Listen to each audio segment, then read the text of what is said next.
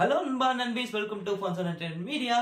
இன்னைக்கான வீடியோக்குள்ள போறதுக்கு முன்னாடி இன்னைக்கு பர்த்டே செலிப்ரேட் பண்ணிருக்கேன் எல்லாத்துக்கும் என்னோட பர்த்டே விஷஸ் சொல்லிக்கிறேன். இன்னைக்கான ஸ்டோரிக்குள்ள போயிடலாங்களா?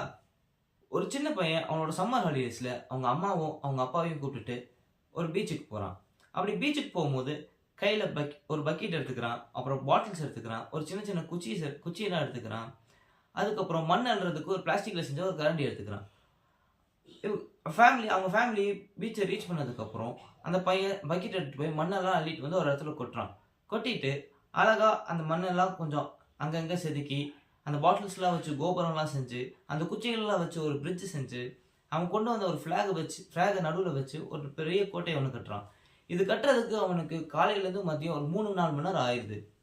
அதே சமயம் சிட்டியில் ஒரு பிஸ்னஸ் மேன் அவரோட ஆஃபீஸில் ஒர்க் பண்ணிட்டு இருக்காரு. ஒரு கையில் டாக்குமெண்ட்ஸ் எல்லாம் செக் பண்ணிருக்காரு, இன்னொரு பக்கம் ஃபோனை வச்சு டீலர்ஸ் கிட்ட அடுத்தடுத்த டீலை பற்றி பேசிகிட்டு இருக்காரு. அதே சமயம் அவரோட சிஸ்டமில் மெயில் அனுப்பிட்டு இருக்காரு. ஸோ இவ்வளோ கஷ்டப்பட்டு அவரோட பிஸ்னஸில் அவர் ஒரு எம்பையர் மாதிரி அவர் சம்பாரித்த காசை வச்சு பீச் சைடு ஒரு பெரிய பீச் ஹவுஸ் ஒன்று கட்டுறாரு. பிரம்மாண்டமான ஒரு பீச் ஹவுஸை கட்டுறாரு. ஸோ இவங்க 2 பேருமே அவங்களோட வேர்ல்டை, அவங்களோட க்ரியேட்டிவிட்டியை, அவங்களோட உழைப்பை வச்சு பிரம்மாண்டமாக செஞ்சு முடிச்சிடுறாங்க. 2 பேர்த்துக்குமே தெரியும், ஒரு பெரிய அலை ஒன்று வந்துச்சுன்னா அந்த சின்ன பையனோட கோட்டை காலி, அதே மாதிரி ஒரு பெரிய சுனாமி வந்துச்சுன்னா அவரோட பீச் ஹவுஸ் காலின்றது தெரியும். பட் இந்த சின்ன பையன் அப்படி அந்த அலை வந்து அவனோட கோட்டையை அடிச்சுட்டு போகும்போது ரொம்ப சந்தோஷமாக அதை பார்த்து ரசிச்சுட்டு அவங்க அப்பா கூட சந்தோஷமாக வீட்டுக்கு போகிறான்.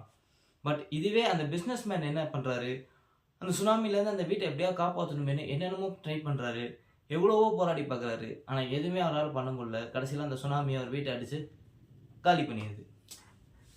So moral of the story என்னென்னா, நம்ம ட்ரீம் சிறுசோ பெருசோ அதை நீங்கள் நல்லா பெருசாக பில்ட் பண்ணிகிட்டே போங்க. ஆனால் அந்த சின்ன பையனோட மனசு இருக்குது பாருங்கள், அது மாதிரி உங்கள் மனசையும் வச்சுக்கோங்க. ஏன்னா நம்ம லைஃப்பில் எப்போ வேணாலும் என்ன வேணாலும் நடக்கலாம். ஸோ இந்த லைஃப் ஜேர்னியில் அது நமக்கு கற்றுக் கொடுக்குற பாடத்தை சந்தோஷமாக எடுத்துக்கிட்டு போய்கிட்டே இருக்கணும். ஸோ தோத்தாலும் ஜெயிச்சாலும் மீசையும் இருக்குங்க. கமெண்ட் செக்ஷனில் இந்த கதையில் வேற ஏதாவது மாடல் தோணுச்சுன்னா கமெண்ட் பண்ணிடுங்க.